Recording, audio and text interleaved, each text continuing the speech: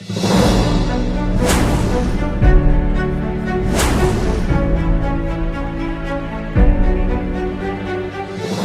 प्रदेश के साथ जो इन्होंने किया है अध्यक्ष महोदय, ये इसका भी में बंद है और ये सब ये हकीकत का दस्तावेज है अध्यक्ष महोदय, हकीकत का ये दस्तावेज ये आपके समक्ष पहुंच गया है और इसको अध्यक्ष महोदय रिकॉर्ड में लिया जाए, इसको रिकॉर्ड में लिया जाए।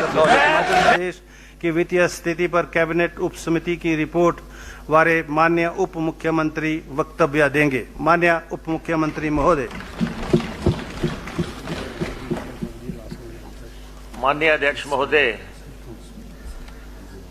हिमाचल प्रदेश की जो वित्तीय स्थिति है उस पर श्वेत पत्र जारी करने का ऐलान माननीय मुख्यमंत्री जी ने इस विधानसभा में किया था और उसके लिए एक मंत्रिमंडलीय उपसमिति बनाई गई थी।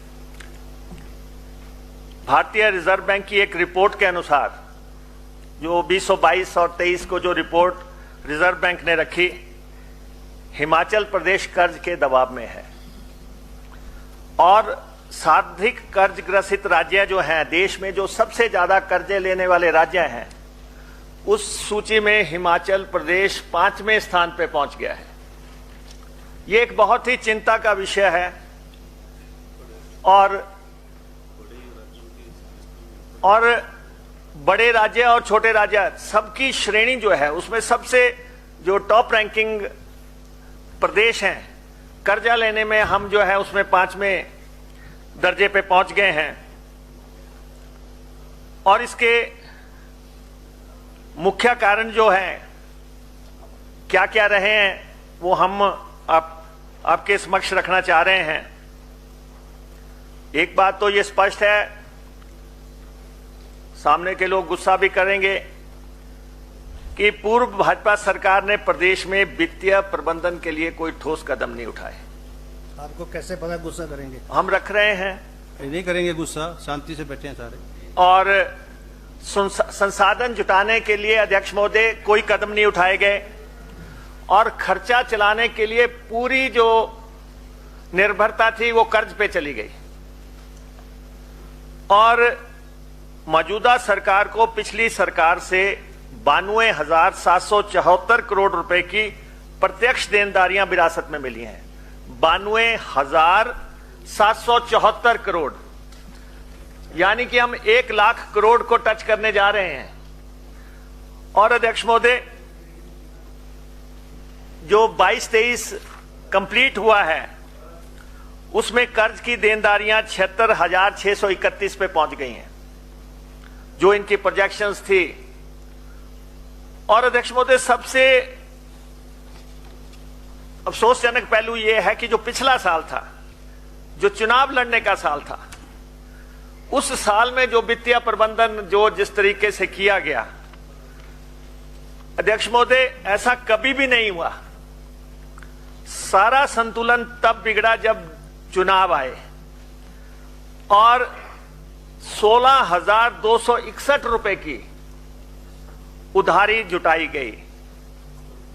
चुनाव जीतने के लिए जो है 16,261 रुपए की आखिरी साल में उधार जो है जुटाया गया कि कर्ज की देनदारियां तो जो हैं ही 76,630 करोड़ रुपए की। चुनाव जीतने के लिए इन्होंने एक और पहलू किया, 10,600 करोड़ रुपए के वेतन और संशोधन महंगाई भत्ते का इन्होंने ऐलान कर दिया और पैसा दिया नहीं, और वो सारा पैसा जो है वो मौजूदा सरकार को देना है। 10,000 करोड़ जो है इसमें वेतन का है और 600 करोड़ रुपए की महंगाई भत्ते की इन्होंने 2 किस्तें जो है अनाउंस कर दी, लेकिन ये किस्तें जो है इन्होंने कर्मचारियों को दी नहीं। 1 जनवरी 2022 में 3% महंगाई भत्ता और 1 जुलाई 2022 को 4% महंगाई भत्ता। तो ये 10,600 करोड़ रुपया ये खड़ा कर दिया और 5,544 करोड़ रुपए की अन्य बकाये देनदारियां जो हैं, इसमें ये सब अगर ऐड कर दिया जाए तो अध्यक्ष महोदय 92,774 करोड़ रुपए की देनदारियां माननीय नेता प्रतिपक्ष आ गए हैं। ये अभी बता रहे हैं।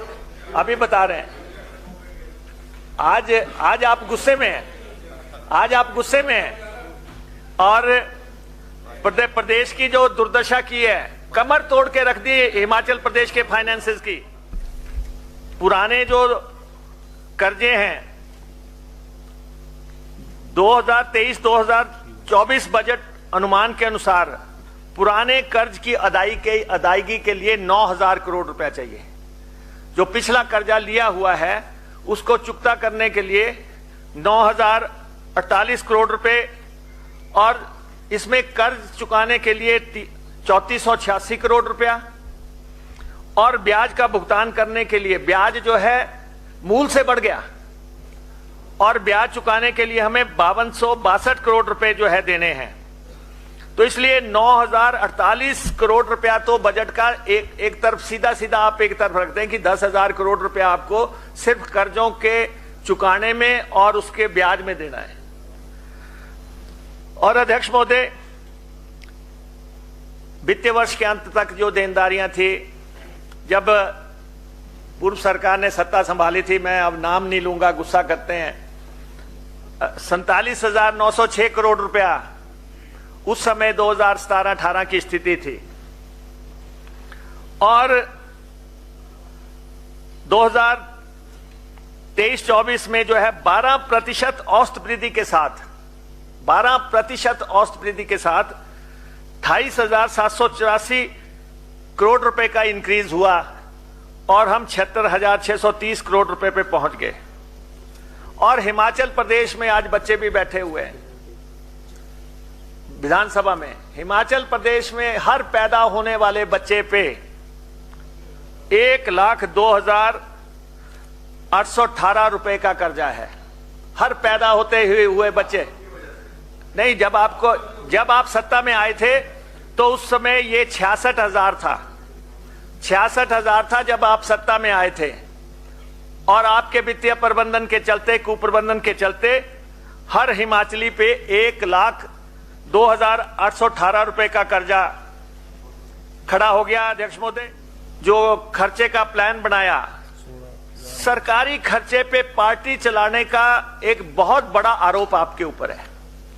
सरकारी खर्चे पे चुनाव जीतने के लिए जो आपने चक्रव्यूह रचा, जो इन्होंने अमृत महोत्सव मनाए, जो इन्होंने प्रगतिशील हिमाचल के कार्यक्रम चलाए, जो इन्होंने स्थापना के 75 साल मनाए, जो इन्होंने जनमंच चलाए, और उन पे जो अध्यक्ष महोदय अमृत महोत्सव पे इन्होंने 7 करोड़ रुपया खर्च कर, चुनाव का समय आ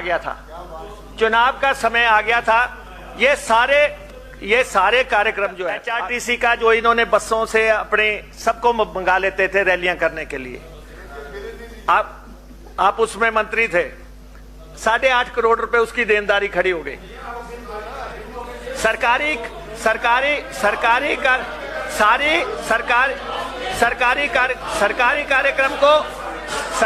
कार्यक्रमों को कभी बसें नहीं लगी। सरकारी 25 करोड़ 30 करोड़ रुपया 25-30 करोड़ रुपया आप हर कॉन्स्टिट्यूएंसी में 200 बसें लगा दो, 300 बसें लगा दो। अध्यक्ष महोदय, क्योंकि करतूत बाहर आ रही है तो सुन नहीं सकते, क्योंकि करतूत सामने आ रही है तो सुन नहीं सकते। सुनने की आदत डालो। आपके समय का जो आपने किया है, जो ये काले कारनामे हैं, ये सामने रखने नहीं है। तो विधानसभा को पता होना चाहिए कि क्या हुआ उस समय। अध्यक्ष महोदय, चुनाव जीतने के लिए सरकारी धन का इतने बड़े लेवल पे दुरुपयोग किया गया। चुनाव लड़ने के लिए था हिमाचल प्रदेश सरकार का बजट, फिर भी हार गए, फिर भी सत्ता में नहीं आ सके। 12,261 रुपए। अध्यक्ष महोदय, BBMP का हिस्सा ये लेके नहीं आ सके। 70 राष्ट्रीय राजमार्ग उनमें कोई प्रगति नहीं हुई, रेल लाइनों को कोई मदद नहीं हुई, शराब की दुकानों को ये नीलाम नहीं किया इन्होंने, और बिजली परियोजनाओं को स्थगित करने का इनके ऊपर आरोप है। और इनकी वित्तीय अदूरदर्शिता एवं ऐसी नीतियों की वजह से आज हिमाचल प्रदेश की जो स्थिति बनी है अध्यक्ष महोदय, जो आज हिमाचल की दुर्गंध बनी है वो इनकी बदौलत बनी है। अध्यक्ष महोदय, 15वें वित्त आयोग के समक्ष ये ठीक पैरवी नहीं कर सके। 14वें वित्त आयोग ने हमें 232% इंक्रीज दी थी। 14वें वित्त आयोग ने हमें 232% इंक्रीज दी थी, और इन केस में भी इंक्रीज जो है सिर्फ 8% इंक्रीज मिली। अध्यक्ष महोदय सुन नहीं सकते, अपनी करतूतों को सुनो, आपने अपने टाइम में क्या किया है, अपने करतूतों को सुनो, अपने टाइम में किया क्या है वो करो, वो सुनो, अपने समय में सुनो, करते क्या रहे, किस ढंग से बर्बादी की। अध्यक्ष महोदय, जीएसटी की समाप्ति हो गई। अध्यक्ष महोदय, उधार लेने में अब कमी जो है 1057 करोड़ रुपए का नुकसान हुआ। ये सब जो है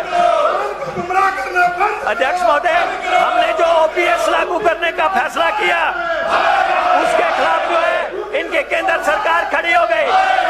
ये है प्रदेश से लूट करने वाले ये लोग। अध्यक्ष महोदय, प्रदेश के संसाधनों की लूट करने वाले ये लोग, जिन्होंने हिमाचल प्रदेश के रिसोर्सेज को जो है नुकसान पहुंचाया।